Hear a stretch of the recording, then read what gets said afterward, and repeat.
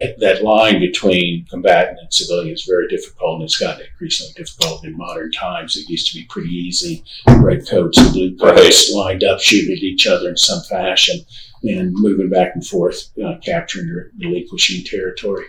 I feel that because of the general dehumanization of others in our culture, and specifically redoubled in training, military training, that dehumanization results in people looking at that line going, what the hell does it matter, you know? Mm-hmm. So for me, when people would just kill as if it was, you know, taking a walk or something, that they had suffered from, you know, this dehumanization of the other, and it's easy when they're a different color and they're a different size. Vietnamese were very easily depicted as less than human, and so you know, the commanding general Westmoreland made the comment that Asians, Orientals, I think you used the term, don't suffer the way we suffer, and so when we kill them, it's not quite the same as if we were killing one of us. Yeah. And that attitude permeated down, and so the line didn't even matter in some cases. It was just they were a gook. It didn't matter if they're gook or our gook, they're a gook, and whatever. So that's part of the problem. The other problem, I think, is technology. Our Constitution more or less said, you know, just war is when you defend yourself, and in that vision, of course, limited by historical context. It was when they came to our country to try to invade it, and that was a just war to defend yourself. But of course, over time, that got eroded. Now I can go 8,000 miles away to protect Myrtle Beach. Mm-hmm. You know, we have to go there, because if we don't stop them there, it's Vietnam again. Well, I think, when you mentioned there about dehumanization, I think this is something I was just shocked the first time I read it, but it's like in World War I, like the percentage of soldiers who actually fired at enemy soldiers was like very low. I want to say in the 10-15% range. And then by the time you got to Vietnam, it increased in Korea and Vietnam. It was in the 90s. Yeah. And a lot of it had to do with military training. So some of this, basically, the training can undermine that faculty, that empathy that we have. And so dehumanization is one way to, well, I'm not going to empathize with them, right? They're morally inferior or racially inferior, or, you know, just dehumanization makes it easier to fire. And then some of the kind of training that almost like operative conditioning, right? The quick fire reflex, which is really good in terms of winning a war and staying alive, but bad for kind of what it does to the individual. And I don't mean that it's not as a criticism. Like, from my understanding, the research shows that veterans who return, they have higher rates of crime or violent crime, so it doesn't impact them that way. But I think it does some, you know, those that struggle with PTSD, or just some of those, how do you, I can't even imagine this, go from that context and back here, if you have a family and all of a sudden there's take care of a 3-year-old, where a month before you're fighting for your life and making these difficult decisions. So I think that's part of the issue too, is that empathy, that psychological ability we have not only to see things from the perspective of others, but also feel it. If that it's hard to recover that. It can be done, but if that gets undercut, and somebody who then becomes easy just to have target practice on a Vietnamese farmer, it's going to be hard to come back and, reorient yourself and recover that. Yeah, and especially when it seems to be broadly acceptable within that context. And my contention is that a lot of people thought, well, this is okay, everybody's doing it, and again, they're only gooks, and and we shouldn't be here, and they're not helping us the way, and you can go on and to justify taking innocent lives. But when you come back in this context, then that starts to haunt you a little bit.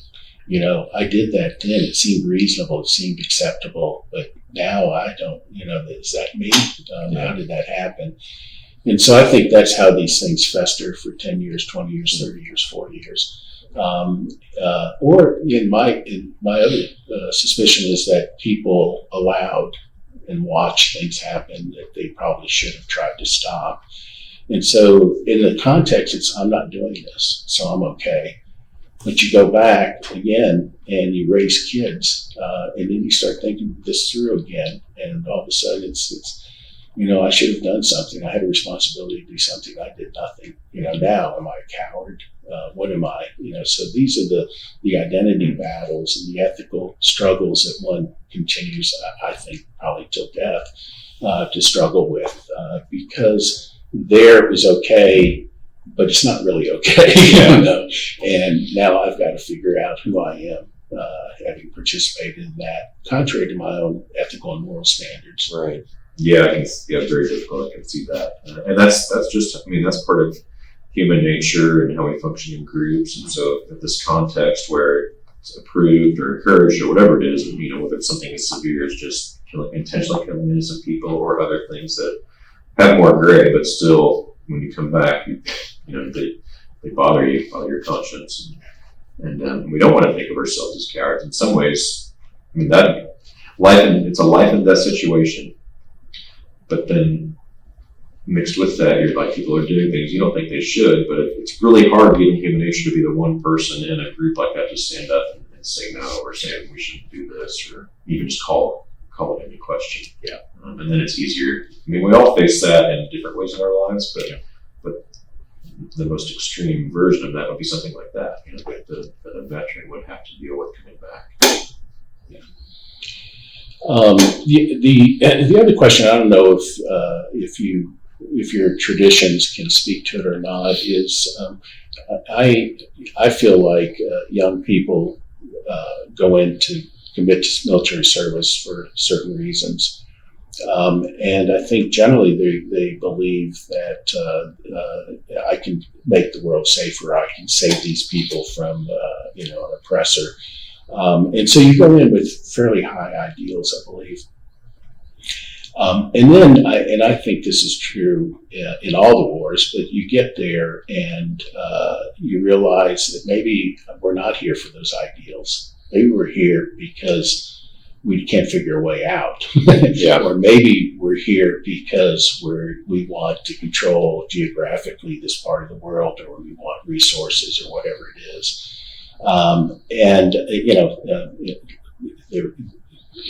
I know of people who, in a sense, committed suicide in war by standing up when they knew they were going to get shot and killed because they couldn't support what was going on, or burnt off, walking off into the wilderness, and then the majority of Americans wanting them crucified for in a sense giving up. I think that's a legitimate thing for somebody to get in and say, I came here for these reasons. This is my contract. Mm-hmm. And yet this is not what's happening. And I advocate for an exit ramp, much easier than it's been available over the years. You can claim CO status, conscientious objector status in the military, but it's nearly impossible to get it. Yeah. So, I think there are things we can do to help protect the moral and ethical standards that people have. And I think that would have a positive effect on PTSD or lower the cases of PTSD. Well, and another advantage of that would be another kind of accountability for those decision makers, right? So if there's a viable way out when the people in authority have broken that contract, then maybe that'll kind of provide a check and balance on them to make those decisions for those right reasons. Yeah, as it is in most facets of our lives. Yeah. If the contract is broken, there's an exit. What would you recommend for students who are trying to understand the complexities of all this and their own role and their own responsibility in these large issues, these difficult, complex issues? What might you recommend they think about or consider, read, study that would help help them develop their own sense of what is right and wrong and the strength and the courage to stand up for it? That's a really good question. I think with the question of war and peace, I mean, there's so much information, but just a good introductory treatment of just war theory. So you can find, there's actually this thing called the Internet Encyclopedia, of philosophy. And so that it's geared more toward, some of the internet stuff is geared towards scholars. This one, like I've used with my students.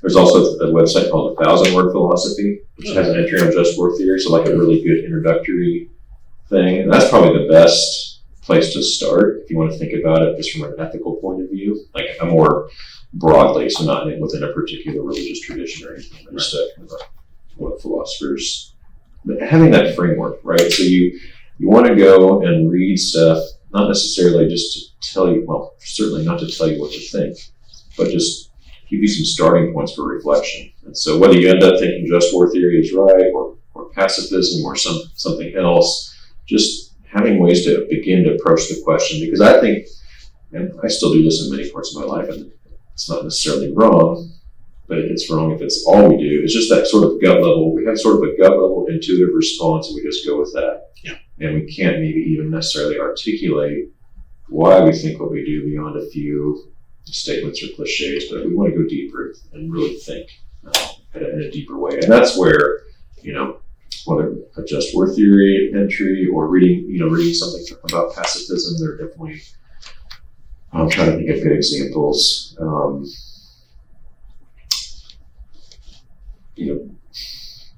There are, Ron Sider, he's actually a Christian thinker who's done some writing on nonviolence. John Howard Yoder, a book called The Politics of Jesus, basically from a Mennonite tradition. So those are they're more in depth, but you can look up those kind of things. A guy named Preston Sprinkle who wrote a recent book on nonviolence. They're all from a Christian perspective, apart from sort of general ethics. I do some stuff in Christian ethics too, so that comes to mind. But of course there are Buddhist ethics that would address this. I'm not as familiar with sort of just war theory and Islamic ethics, but different religious traditions address it because it's a unfortunately perennial part of the human condition is warfare. Yeah. So when you start asking questions about human nature, right and wrong, you have to look at war. So those are some things. But I would just say really, I think we might have a natural tendency to kind of skew, to put it in political terms, to the left or to the right. And rather than just trying to fit in with a group, let's just, maybe the left gets it correct about some things, the right's correct, maybe the middle. So just trying to think through things on a case-by-case basis rather than letting our political and sort of predetermine where we end up. The students will be reading some just war theory literature, and I can argue with some of that literature. I guess in some ways I'm a pacifist. I don't deny there are legitimate reasons for going to war, but I can challenge the just war theory in some ways. But nonetheless, there are 3 or 4 principles generally that most people focus on, and they're reasonable concepts that most people can think about. Proportionality being one. If somebody is fighting with slingshots and poison bamboo sticks, can you drop a nuclear bomb on them? That argument raged during Vietnam. There were advocates to just nuke the entire country.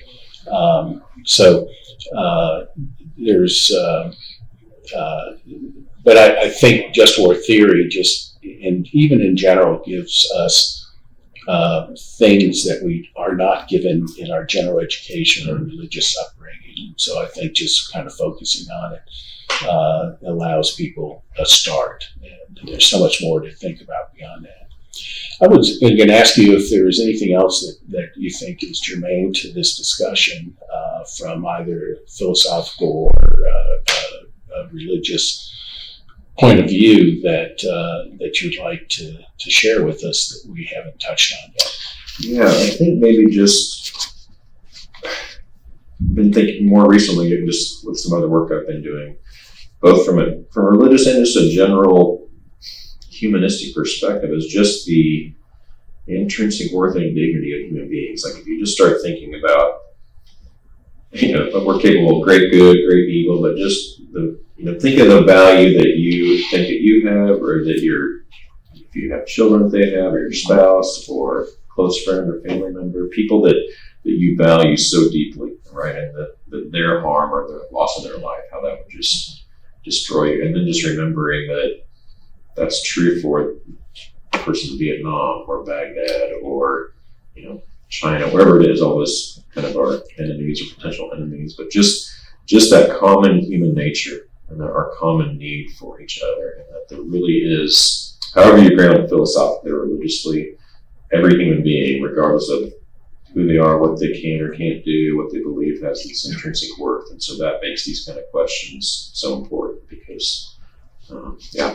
lives that are at stake, both those that die and those that survive, that carry the weight of what they've experienced. Yeah. There's so many stories of soldiers killing someone and then, grabbing the ammunition, the weapon, and a wallet with a picture of a wife and children. And so many, for the first time, go, oh my gosh, this guy is just like me. Yeah. He's here not through probably his own will. I'm not here through my will. And we're two people with families that we love and children that depend on us, and we're killing each other. Right. So there are opportunities for reconnecting on the human level, but they're very, very difficult beyond this, with this burden of dehumanization. Yeah. That maybe, I don't know. One last question. Many people justify war in terms of human nature. Well, we have no choice because there's so many evil people out there. We're not, but there's so many other evil people. How do you kind of address that question? Yeah, I mean, I understand that perspective, and there are times where it may be unavoidable, but in recent years, just started to look at if you look at some of the history of the success of nonviolent movements, and that, I think the classic case in our country would be the civil rights movement in the 60s, but there are also, Gandhi was incredibly effective. And so I think our natural response is to think war is unavoidable, people are bad, the only way we're going to protect what's valuable is through violence. And that may be true in some cases. I don't know. But I think it's true in fewer cases than we initially believe. And so think about the money that we invest in the military, in war, in weapons technology. And if we just took a segment of that and invested in solutions to these things that were nonviolent. There's some pretty cool things happening around the world with peacemaker teams. Right. So maybe it's Christian, Buddhist, and maybe even Muslim, sending people into the Middle East and just being there as a witness, and that third party can prevent atrocities from happening sometimes. That sort of, things that are done in the dark can't be done in secret. Right. And so if we invest in that kind of thing, or if we just, I guess I would say, when I think about it, there's just an absurdity to war in the sense that you've got a conflict, kill each other, and then somebody wins or not, and then maybe it's resolved, maybe it's not, but why not is there a way to, there are times where there are ways to resolve without violence. Mm-hmm. So let's do all we can to avoid it. I guess I would want us to take just war theory, if that's what we believe, seriously. And I think often it's used just to kind of justify things after the fact. But when it says fight war as a last resort, the initial, that's what they want to do. It's supposed to be a check on our impulse to go to war, and not a way to just morally justify it so we can be comfortable with it. Yes. So, yeah. One final observation. There are, I think most people go into the military are prepared to see others in one dimension. My father used to study the enemy, as it were, and so when he received his orders to go to Vietnam in 1967, he spent 3 months reading everything he could about their history and culture, and as opposed to we're going to fight communists. Yeah. And, I remember the scene in Patton where Patton looks out over the valley and yells at Rommel that he had read his biography or something, like, I know you.